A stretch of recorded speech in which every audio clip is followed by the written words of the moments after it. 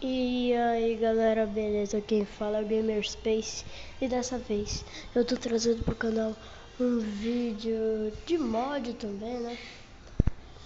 Para o Minecraft Pocket Edition, versão 0.10.5. E vamos lá pro mod. O mod que eu vou estar mostrando pra vocês hoje é o hoverboard, né? Basicamente é um skate que voa, um skate no MCPE.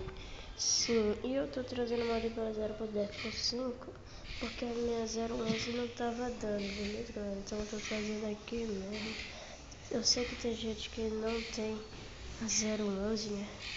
Então vamos lá, eu já coloquei tudo ali, tirando no reto aqui. E beleza, criou aqui, né? Criou aqui. Beleza, deixa eu abrir aqui o Ultimate Itens. E ele vai estar aqui, ó. Aqui ele. Ó. Ah, já sei, eu tenho que colocar no survival e pegar ele. Tá aqui, né? Ele, ó. Tá aqui ele, ó. Basic Hoverboard. Basicamente, eu vou mostrar como se crafta ele. Ele é craftado com 3 diamantes e 3 irons, basicamente. Ele é o mesmo craft do Nether Reactor Core.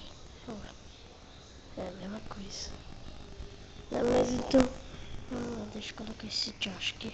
E quando você coloca ele no chão, ele vai ficar assim, né? Ele basicamente funciona como uma bot. E ele é tudo no criativo, ó. Como se estivesse no criativo voando.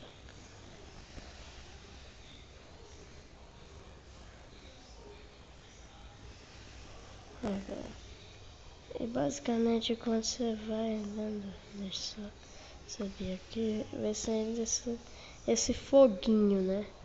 Eu achei bem legal a animação do fogo. Eu vi aqui que a textura da armadura de Shine virou essa armadura loucona aqui. Vou pegar, fica estranho a textura da armadura de Shine.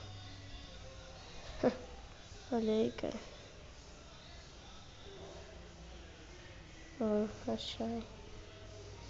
Isso.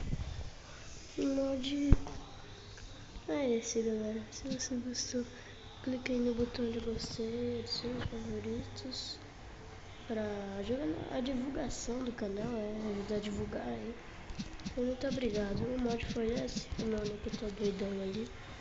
Mas muito obrigado por terem assistido até aqui e fui. Esse foi o mod.